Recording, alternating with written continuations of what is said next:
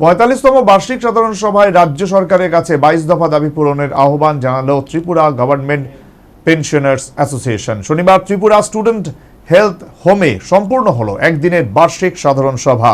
সভায় উপস্থিত ছিলেন রাজ্যের ২৬টি ইউনিট এবং আগরতলা ও শহরতলির 10টি জোনাল কমিটির প্রতিনিধিরা।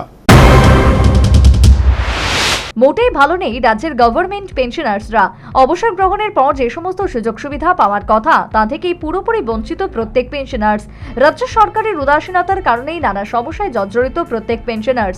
তাই ৪৫তম বার্ষিক সাধারণ সভায় অর্থনৈতিক অধিকার এবং সামাজিক অধিকার সহ মোট ২২ দফা দাবি আদায়ের পথে নামলেন পেনশনার্সরা। মূল দাবিগুলির মধ্যে রয়েছে সপ্তম বেতন কমিশনের সুপারিশ অনুযায়ী ২০১৬ সালের পর থেকে ত্রিপুরা সরকারের সমস্ত পেনশনভোগীদের কেন্দ্রীয় সরকারের ন্যায় সংশোধিত হারে বকেয়া পেনশন এবং গ্র্যাচুইটি প্রদান করা, কেন্দ্রীয় সরকারের ন্যায় ন্যূনতম ৯,০০০ টাকা করা, নতুন পেনশন প্রকল্প বাতিল করে ডিফাইন্ড বেনিফিট পেনশন প্রকল্প চালু করার আহ্বান জানান অ্যাসোসিয়েশনের প্রতিনিধিরা। ভিত্তিতেই আমাদের পেনশনার ও পারিবারিক পেনশনারদের অর্থনৈতিক দাবি, সামাজিক বিভিন্ন সমস্যাগুলো আমরা সরকারের দৃষ্টি আকর্ষণ করেছি। এখনও আমরা অনেক সমস্যার সমাধান হয়নি। প্রায় আমাদের ২৫% ডিআর এখনও আমাদের বকেয়া রয়েছে। আমরা বারবার সরকারের কাছে বিষয়গুলি তুলে ধরেছি।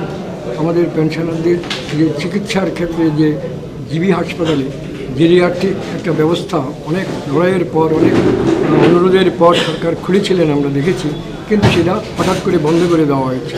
আমাদের দাবি ছিল এই জেরিয়াট্রিক ওয়ার্ড বৃদ্ধদের চিকিৎসার জন্য, বার্ধক্য বয়সে তাদের চিকিৎসার জন্য জিবি এবং আইজিএম সহ জেলা হাসপাতালগুলোর মধ্যেও এই জেরিয়াট্রিক ওয়ার্ড স্থাপন করা, যাতে বৃদ্ধরা সহজে এই চিকিৎসার সুযোগ সরকারের সুযোগ পায়। কিন্তু আমরা দেখছি সেটা যেটা ছিল সেটাও তুলে দিয়েছে।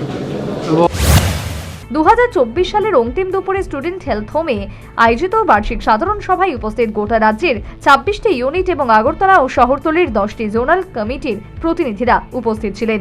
Bureau report, news vanguard.